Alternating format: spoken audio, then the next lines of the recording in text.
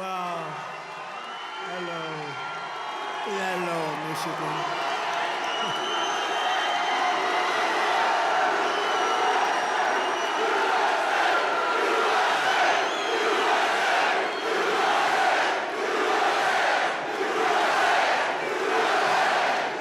Thank you very much. Hello, Michigan. Hello, we love you, Michigan. We love you. We just had the biggest victory in Michigan. They said, sir, it's going to be hard. Well, we won it twice.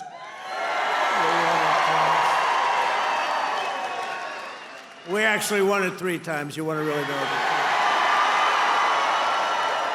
But I'm thrilled to be back in this beautiful state. I love this state. Got a lot of auto jobs coming. Watch what's happening. The companies are coming in by the tens. You got to see what's happening.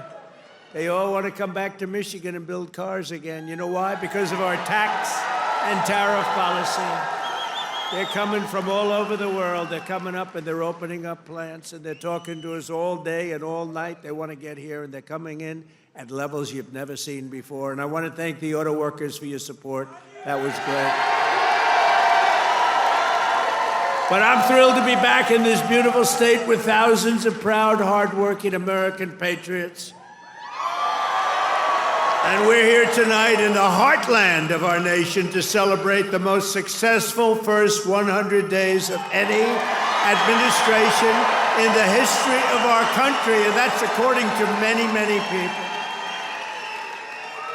This is the best, they say, 100-day start of any president in history, and everyone is saying it. We've just gotten started. You haven't even seen anything yet. It's all just kicking in.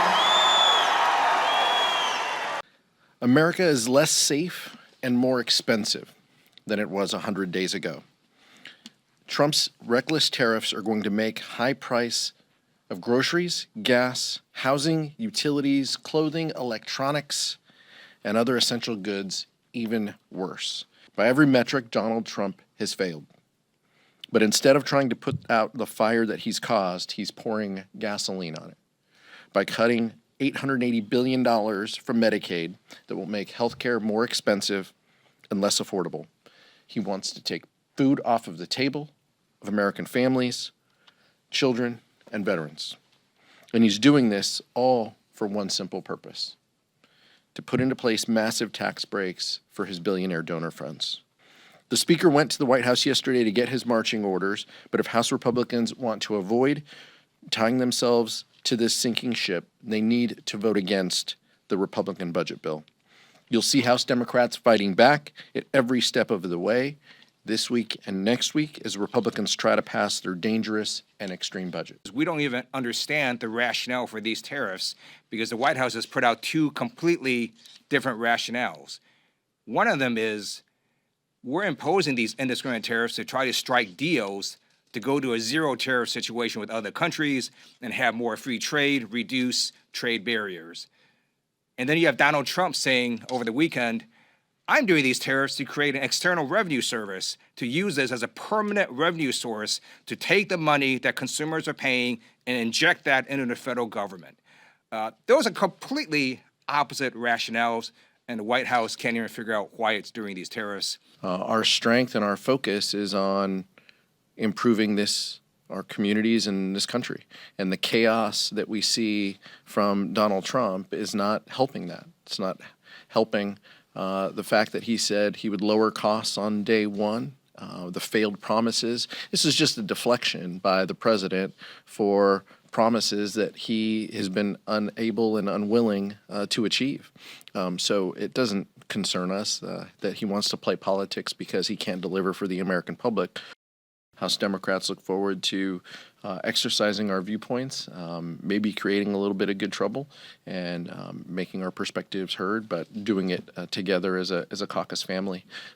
We'll be working with the Senate leadership as well, and we'll have plenty to say as a group of moving forward in the next couple weeks. Right now, we will deal with the tools in front of us and the policies that he and House Republicans have placed forward, which are reckless cuts to the healthcare system, to our supplemental nutrition that is relied on by women and children and families across this country. Those are the policies that we're going to push back against, and those are the items that the American public is paying attention to. Impeachment is at times a tool that can be used. This president is no stranger to that. He's been impeached twice, but we don't have any confidence that House and Senate Republicans would do their jobs, and so this is not an exercise that we're willing to undertake.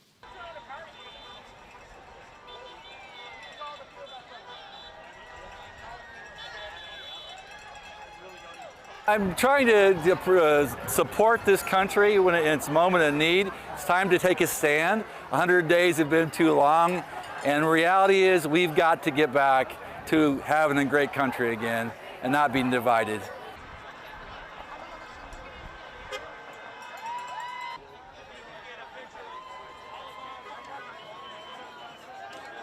I've been going to protests since like 2 months ago, and there has been some big ones. This one feels substantial. Of course, it's in opposition to Trump being here.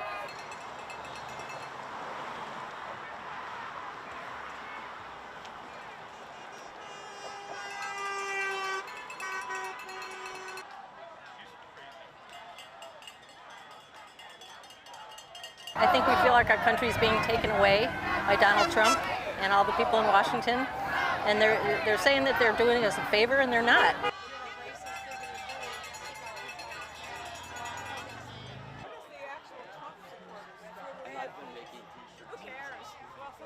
There's a lot of people out here, and that's what's giving me hope, is the fact that people are coming out here standing up, people that are shaking in their shoes.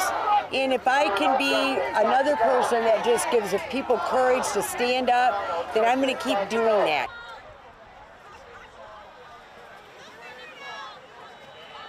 The hope feels alive and vibrant, so that's what I'm excited about. And even though you're right, there's 4 more years potentially of this, we'll take a stand every day if we have to.